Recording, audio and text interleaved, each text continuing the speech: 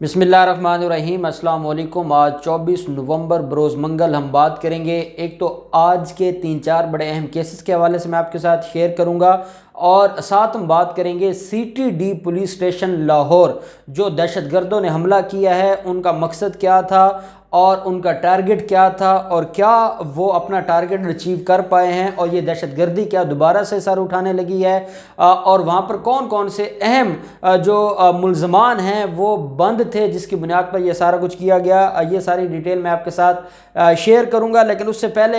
मैं एक और आपके साथ केस बताना चाहता हूं, और वो इस्लामाबाद हाई कोर्ट में आज समाअत हो रही है। अटार्नी जनरल ऑफ पाकिस्तान उसमें मौजूद हैं, और वो है सिविल एविएशन के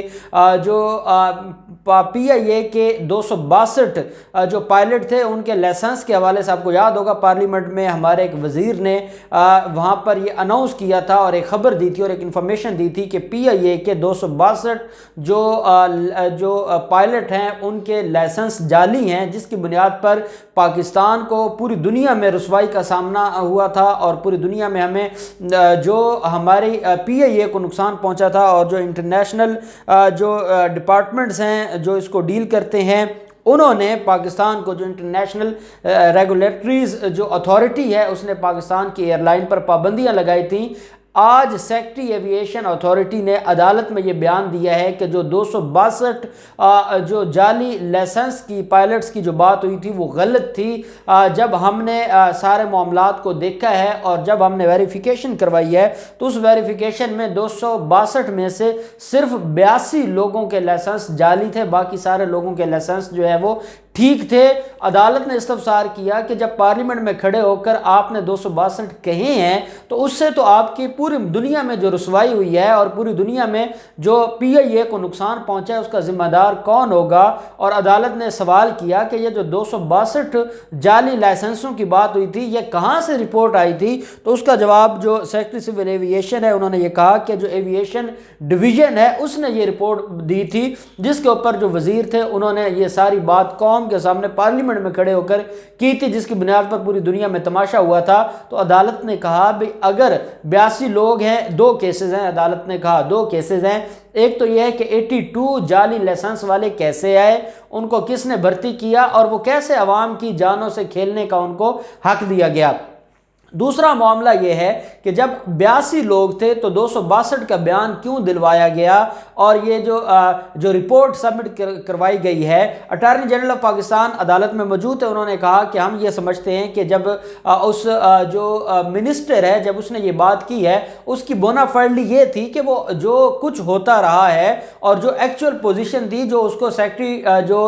जो उसको डिवीजन ने एविएशन डिवीजन ने रिपोर्ट दी थी वो कौम के सामने रखी कि ये सारा कुछ हो रहा है, और उसकी बोनाफाइडली थी। लेकिन गलती उन लोगों की, उस ब्यूरोक्रेसी की है जिन्होंने गलत रिपोर्ट बना के वो किसको फ़ायदा पहुंचाना चाहते थे, क्यों वो नुकसान उन्होंने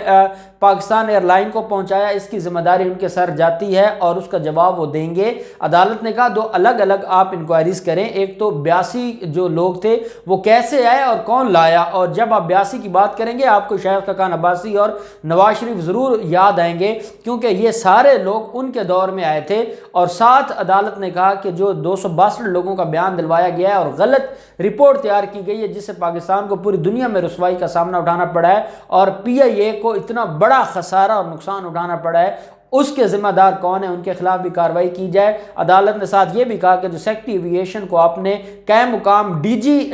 एविएशन अथॉरिटी लगाया हुआ है ये बिल्कुल गलत है। अटार्नी जनरल ऑफ पाकिस्तान ने कहा कि हम 2 से 3 दिन में जो परमानेंट DG है एविएशन अथॉरिटीज़ का उसको हम जो है वो अपॉइंट करेंगे और ये मामला हल हो जाएगा। तो मैं समझता हूँ कि एक तो ब्यूरोक्रेसी को भी सोचना चाहिए, हमारे वज़रा को भी सोचना चाहिए कि एक आपके बयान ने पाकिस्तान को कितना नुकसान पहुँचाया। खुदा का खौफ करें, जब आप लोग बड़े ओहदों पर बैठे हों तो आप अपनी नालायकियों की वजह से मुल्क को नुकसान ना पहुंचाएं, रियासत को नुकसान ना पहुंचाएं।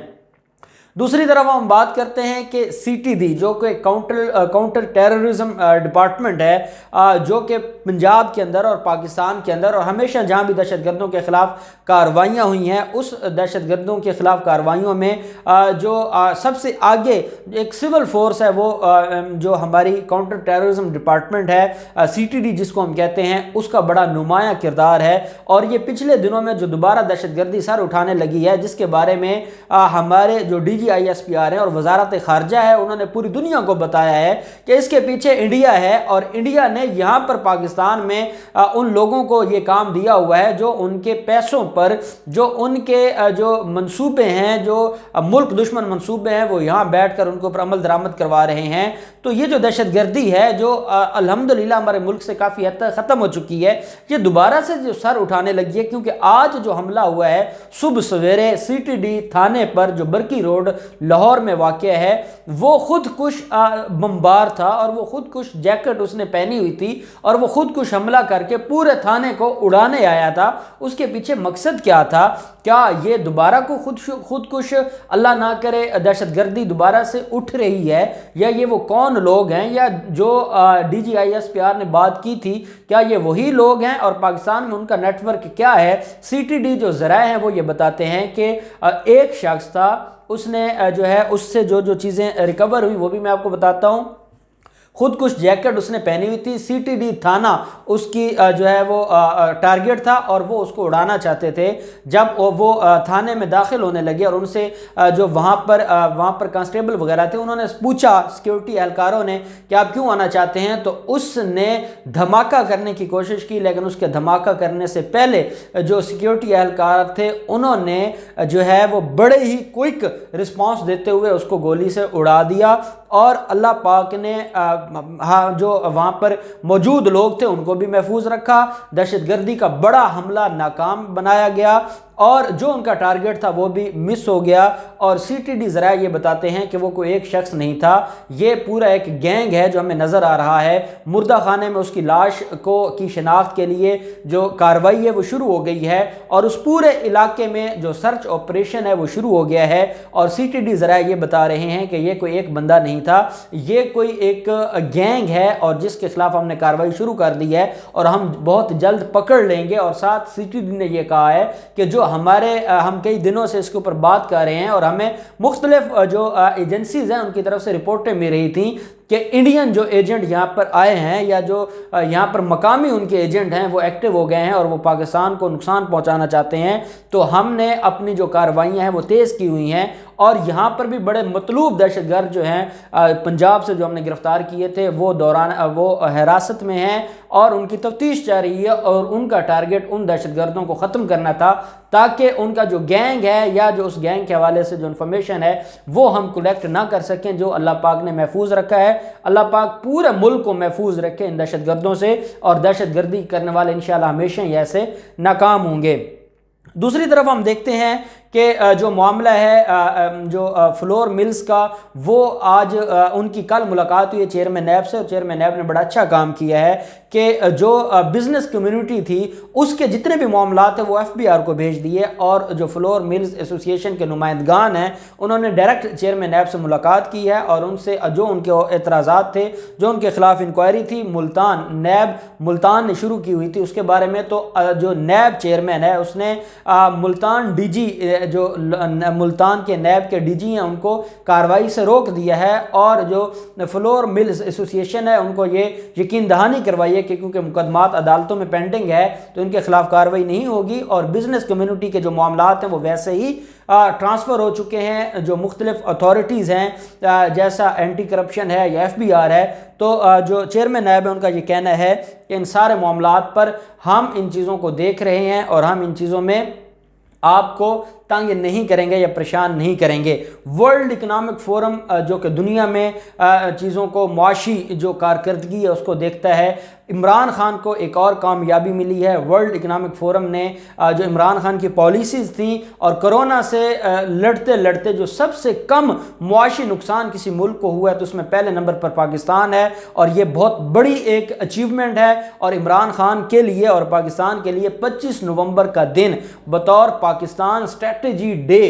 جو ہے اس کے طور پر منایا جائے گا ورلڈ اکنامک فورم کی طرف سے، اور 25 نومبر کو صبح 9 بجے عمران خان کا انٹرویو بھی لائیو نشر کیا جائے گا ورلڈ اکنامک فورم کی طرف سے۔ اور یہ پاکستان کی جو خدمات ہیں اور پاکستان کی جو کوششیں ہیں ان کو سراہتے ہوئے یہ سارا کچھ کیا ہے۔ تو میں سمجھتا ہوں یہ بڑی ہی خوشی کی ایک